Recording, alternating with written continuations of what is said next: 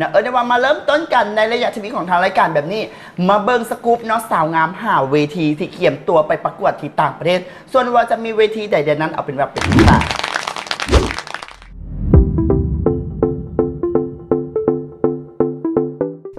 ต้นรายการแบบนี้ขอเสิร์ฟสกู๊ปพิเศษมาให้เดี๋ยวรับสมการมื้อนี้ขอรวบรวม5สาวงาม5เวทีเกี่ยมเสิร์ฟสายโซ่ความเป็นลาวเชิงเวทีสากลกับ5สาวงามที่เป็นตัวแทนของแม่หญิงลาวทั้งประเทศมื้อนี้เอาเป็นว่าเฮารวบรวมมาฝากกัน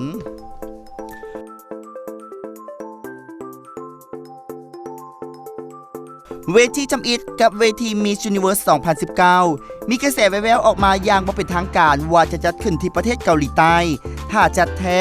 ก็คงเป็นครั้งที่2สำหรับประเทศเกาหลีใต้เป็นเจ้าภาพมีกระแสวงในบอกตื่มว่าประเทศเกาหลีเหนือก็จะส่ง Miss Universe เข้าร่วมประกวดเป็นครั้งทำอิฐสำหรับตัวแทน Miss Universe ลาว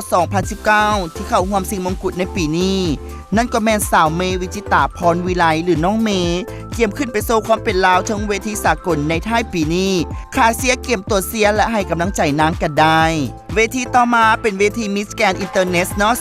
2019 เกี่ยมจัดขึ้นในวันที่25ตุลาที่จะมาถึงนี้ที่ประเทศเวเนซุเอลาประเทศที่ส่งออกนางงามหลายที่สุดและก็ได้รับตำแหน่งระดับโลกมาหลายเวที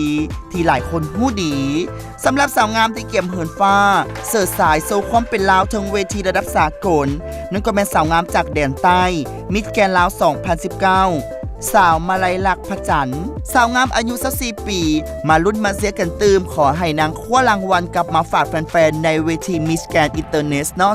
2019 อีกหนึ่งเวทีที่หลายคนจับตามองจับตาเบิ่งกันอยู่กับเวที Miss World 2019 ปีนี้เกี่ยมจัดการประกวดที่เมืองผู้ดีประเทศอังกฤษในวันที่14ธันวาคมที่จะมาถึงนี้เมืองต้นกำเนิด Miss World เกี่ยมเยี่ยมยานบ้านเกิดอีกครั้งสำหรับสาวงามจากประเทศลาวที่เกี่ยมเหินฟ้าพิชิตมงในเวทีนี้นั่นก็แมนมิสเวิร์ลด์ลาว 2019 สาวเนรมิตไซปัญญาหรือน้องเมเป็นอีกหนึ่งสาวที่คว้าตำแหน่งมาใหม่ๆหมาดๆอย่าลืมกันแล้วกันเกี่ยมส่งกำลังใจเสียมิสเวิร์ลด์ลาว 2019 กันได้ให้คว้ารางวัลกลับมาฝากแฟนๆสำหรับเวทีต่อมาเป็นเวที Miss International 2019 เวทีนี้สาวลาวก็ไปสร้างชื่อเสียงก้องโลกมาแล้วในปี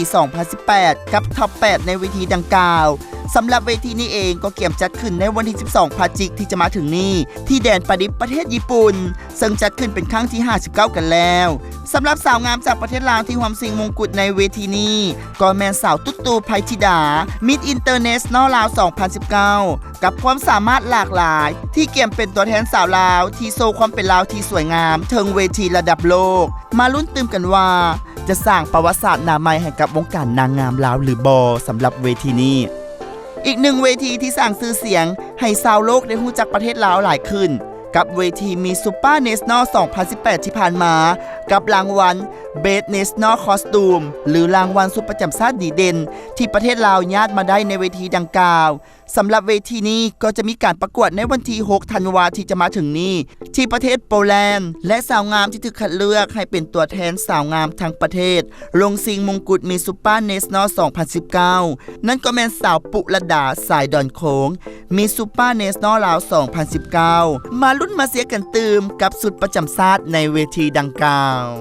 นำมาให้ได้รู้จักกันกับ5เวทีที่ขาเสียกำลังจับตาเบิ่งกันอยู่ในตอนนี้ที่5สาวงามจากประเทศลาวของพวกเราลงชิงมงกุฎระดับโลกพร้อมกับเผยแพร่ความเป็นลาวที่สวยงามถึงเวทีสากลมาลุ้นไปพร้อมๆกันว่าสาวงามคนใดจะสร้างประวัติศาสตร์หน้าใหม่ให้กับวงการนางงามลาวในปี 2019 นี้จังใดก็ขอเป็นกำลังใจให้กับ5สาวงามถึงเวทีสากลที่เกี่ยมจะไปประกวดในเวทีนี้